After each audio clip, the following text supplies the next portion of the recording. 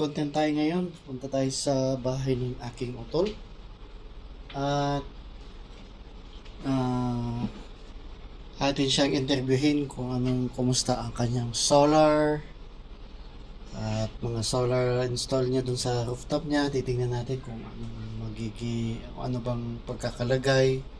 Kasi balak natin gagayahin natin yan soon kung may budget pa. Okay? Tara. So, let's go. Punta na tayo dun sa bahay ng aking utol. Grabe oh. Dami. Ilang ano to bro? Ilang volts? Ang bawat isa?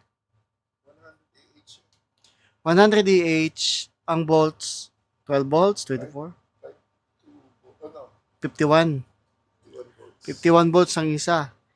So, tignan nyo ang dami, oh. 1, 2, 3, 4, 5, 6, 7, 8, 9 pieces na 51 volts at 100 Ah.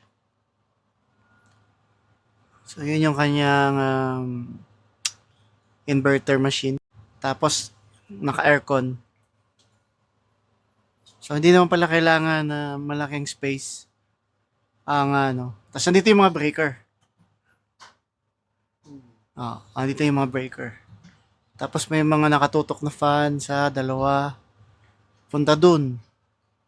Talagang inalagaan So hindi na gumagamit ng grid ang bahay ni Otol. Sabi niya, mayroon din pa pala dun, no? Mga circuits. So mamaya titignan natin yung solar niya, solar panel niya.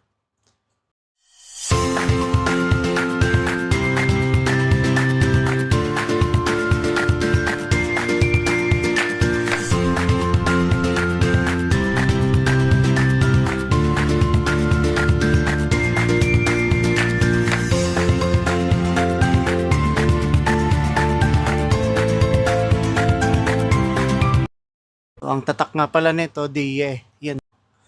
DE. Tapos mayroon siyang aircon dito. Katatak doon, katapat. Tapos may electric fan pa. Talagang walang yun. Hindi mag-iinit pwede na dito magpahinga Tapos syempre may fire pa siya extinguisher. Di ba? Safety. For safety. Galing.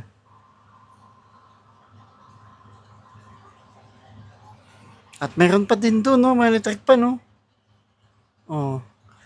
may aircon na, may pa. Bukod sa the aircon pala buong bahay. So, maganda pala. Go solar na talaga tayo,